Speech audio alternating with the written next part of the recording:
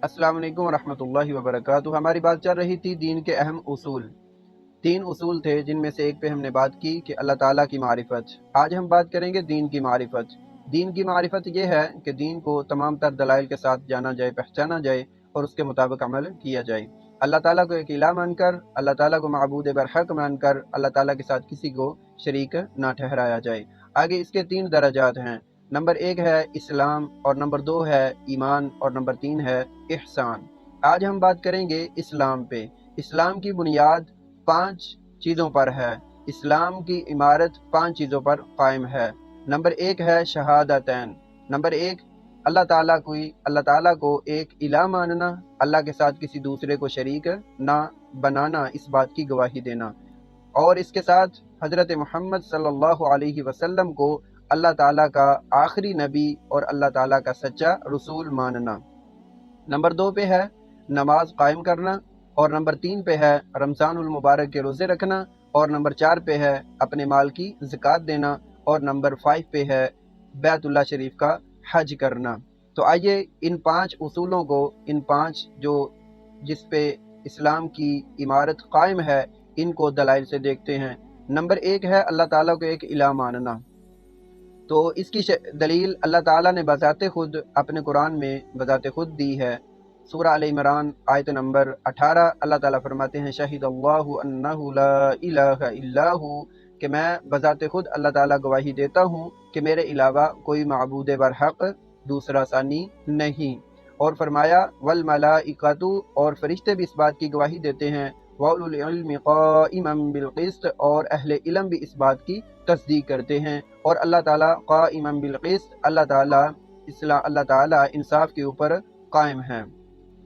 और इसी तरह आगे अल्लाह ताला ने फरमाया ला इलाहा इल्लल्लाहु वल अज़ीज़ुल हकीम, अल्लाह ताला के अलावा कोई माबूद नहीं, अल्लाह ताला अजीज़ खूब गालिब हैं और अल्लाह ताला खूब हिकमत वाले हैं। नंबर 2 पे है, इसी के जुज़ है कि रिसालत की गवाही, रिसालत की अल्लाह ताला ने बज़ाते खुद गवाही दी है। कुरान मजीद में अल्लाह ताला फरमाते हैं, नंबर 2 पे है शहादत, रिसालत की शहादत, अल्लाह ताला के रसूल की शहादत।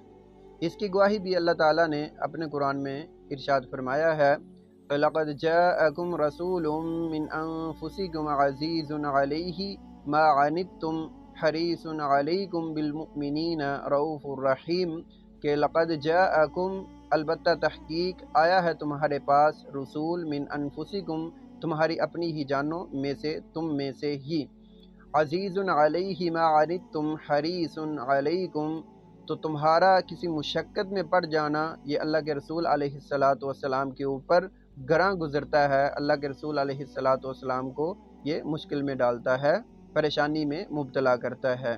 तो अल्लाह ताला ने फरमाया बिलमुमिनीना रऊफ़ुर रहीम, और अल्लाह का रसूल मोमिनों के लिए बड़ा शफीक और खूब रहम करने वाला है।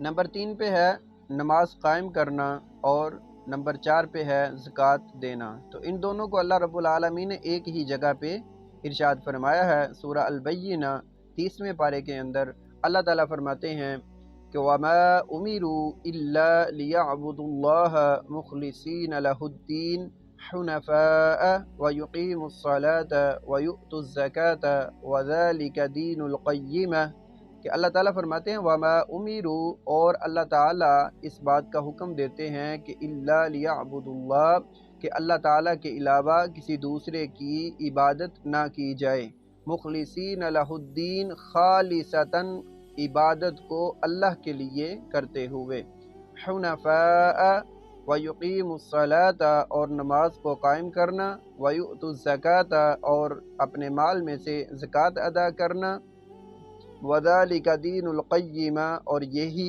असल दीन है, यही हकीकी मानों में दीन है।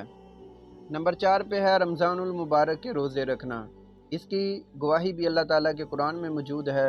अल्लाह ताला फरमाते हैं या अय्युहल्लज़ीना आमनू, ऐ वो लोगो जो ईमान लाए हो, कुतिबा, फ़र्ज़ कर दिए गए हैं, अलैकुम, तुम पर, अस्सियामु, रोज़े, कमा कुतिबा, जिस तरह, अलल्लज़ीना, उन लोगों पर, मिन क़ब्लिकुम, जो तुमसे पहले थे, उनके ऊपर भी फ़र्ज़ किए गए थे, اس کا مطلب کیا تھا، اس کا اصل مقصد کیا تھا؟ اللہ تعالیٰ فرماتے ہیں لعلکم تتقون، تاکہ تم جہنم سے بچ کر جنت کے وارث، جنت کے مالک بن سکو۔ لعلکم تتقون، تاکہ تم متقی پرہیزگار بن سکو۔ اور نمبر 5 پہ ہے بیت اللہ کا حج کرنا۔ اس کی دلیل بھی اللہ تعالیٰ نے اپنے قرآن مجید میں فرمائی ہے۔